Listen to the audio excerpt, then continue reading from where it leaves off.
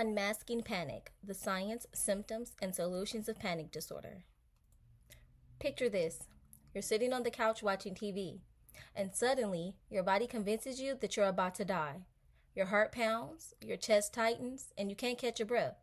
That's what a panic attack feels like. It's not just someone overreacting, it's their nervous system firing off false alarms. Researchers like Francine Shapiro, who developed EMDR in 2014, have shown that therapies targeting the way our brain stores traumatic memories can actually calm down these false alarms. And psychiatrist Bessel van der Kolk explained in his 2014 book, The Body Keeps the Score, that the body itself holds on to the trauma, which is why approaches that include the body are so important. When you look at the brain, the amygdala, basically our internal alarm system, is overactive. Shin and Librazon found this in 2010. The prefrontal cortex, which is supposed to calm things down, doesn't do its job as well. And the hippocampus, the part that helps us remember context, struggles to separate real danger from false alarms. The HPA axis, which controls stress hormones, goes into overdrive. Bandelow and colleagues in 2016 explained how that leads to cortisol flooding the system. No wonder people in panic feel like it's life or death. On the treatment side, a 2017 study from Brahm and his team showed that somatic experiencing, a therapy that helps people process stress through the body, can reduce these overwhelming responses.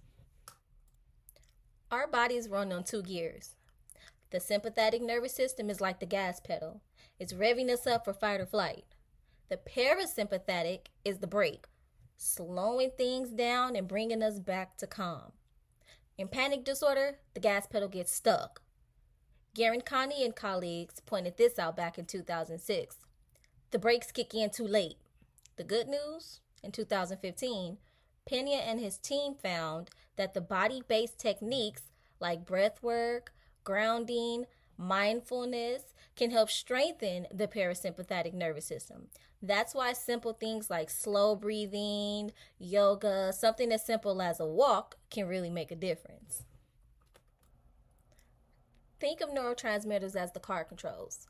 Serotonin and GABA are like brakes. They calm things down. Norepinephrine and adrenaline are the gas. They get you amped up. Cortisol is the turbo boost that keeps you alert in danger.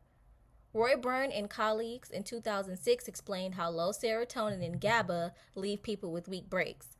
Fox and Callan in 2014 showed how norepinephrine drives hyperarousal. And Smoller in 2016 explained how cortisol overloads the system during stress.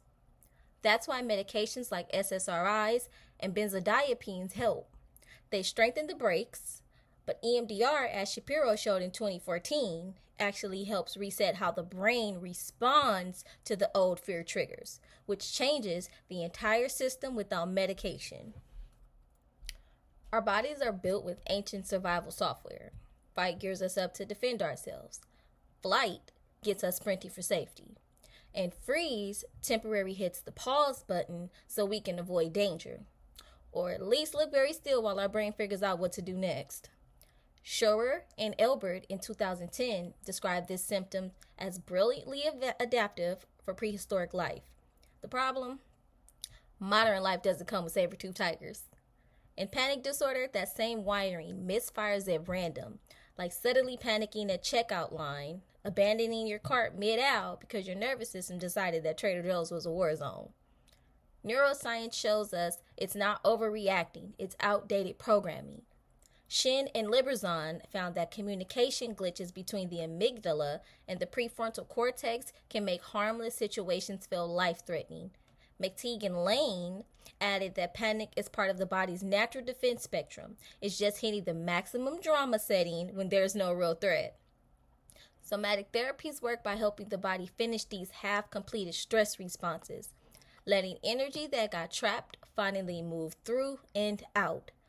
Pena and Johnson-Wetzel explained that this process helps reset the nervous system so it stops mistaking long lines and loud noises for mortal danger.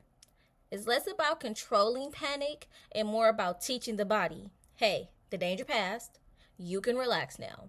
Think of it as updating ancient software for modern living, minus the spinning, loading wheel. Unfortunately, there's no single cause. Genetics play a role. Smoller in 2016 estimated about 30 to 40% heritability. Translation: some of us are just born with an anxiety app pre installed with no option to delete it. Fox and Kalin in 2014 showed that an oversensitive amygdala puts people at higher risk. Basically, the brain's smoke detector keeps going off when someone just made toast.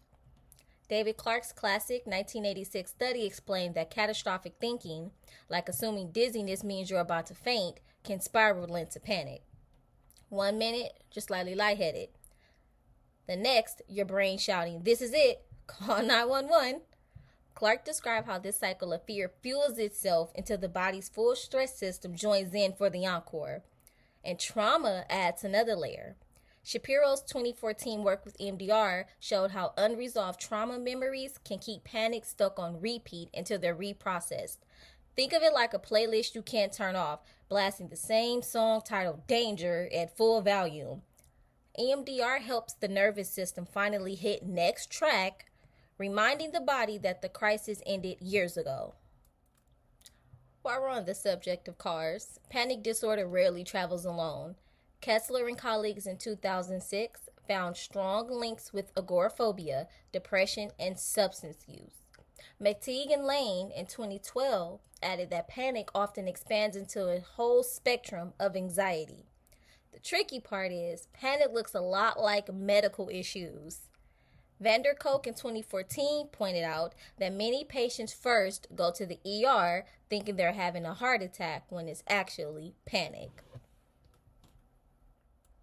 Let's talk treatment. CBT is the gold standard, of course. Ark and Krask in 2009 explained how it helps people challenge catastrophic thoughts and face their triggers. Exposure therapy works by gently desensitizing the body. Bandelow and colleagues in 2016 found that ACT and mindfulness are also helpful because they reduce anticipatory anxiety. Then there's EMDR, my personal fave.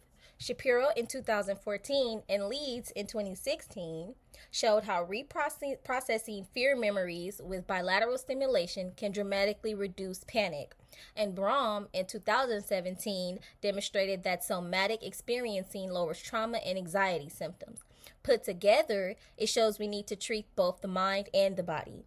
In grad school, I learned SAFE EMDR, which is somatic attachment focused EMDR. So I was able to combine the two that we just mentioned. Just like humans who are struggling with their own issues, therapies also need help as well, which is where medications come in. Medications are another tool. SSRIs like sertraline and SNRIs like minoxidil raise serotonin and epinephrine. Roy Byrne and colleagues in 2006 noted that benzodiazepines boosted GABA quickly but came with dependency risk. Bandelow's 2016 review confirmed that meds work best when combined with therapy. And Vanderkolk in 2014 reminded us that while meds calm symptoms, body and trauma-focused therapies goes deeper to resolve the roots. Beyond formal therapy, practical skills make a big difference. Breathing, retraining, progressive relaxation, and grounding help regulate the nervous system. Psychoeducation teaches the clients that their panic is a false alarm, not a real emergency. Pena in 2015 showed that the body-based techniques like progressive muscle release improve regulation. Shapiro in 2014 and Leeds in 2016 highlighted EMDR strategies like safe place visualization, which give clients tools to feel secure while reprocessing difficult memories. So here's the key takeaway. Panic disorder is your body's alarm system stuck on high. Think of unblended contour under harsh lighting. The amygdala, stress hormones, neurotransmitters, and autonomic nervous systems are all part of it. And each convinced is helping when really it's just making things look worse. But the good news is that panic is highly treatable. With CBT, EMDR, somatic therapies, medication, and lifestyle supports, people can retain both mind and body. CBT challenges catastrophic thinking so that the brain stops overreacting to every small sensation. MDR clears out trauma residue, like blending away emotional flashback lines. Somatic therapies help the body release that tension it's been holding tighter than a contour brush. And medication, think of it as the setting spray. It keeps everything balanced while the deeper work sets in. Panic may feel catastrophic, but it isn't fatal, just dramatic, like discovering setting powder flashback in a photo. With the right mix of therapy, support, and care, panic is shifted from full coverage chaos to something more manageable. Proof that even the most overworked systems can find their balance and glow again.